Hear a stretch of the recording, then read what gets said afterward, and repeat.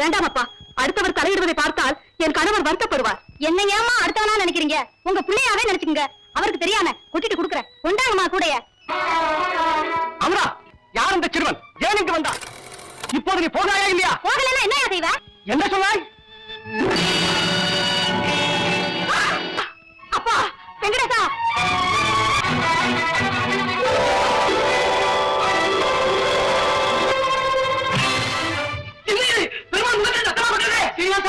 என்ன அபச்சாரம் நடந்தது?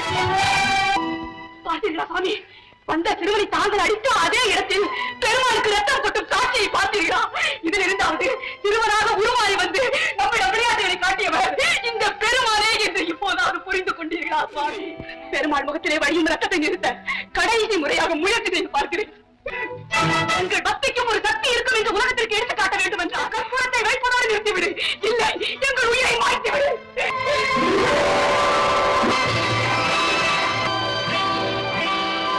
உங்க கையால கற்பூரத்தை வச்ச உடனே பகவான் முகத்துல கொட்டினது ரத்தம் நின்னு போன அற்புதத்தை அதிசயத்தை என்னன்னு சொல்றது?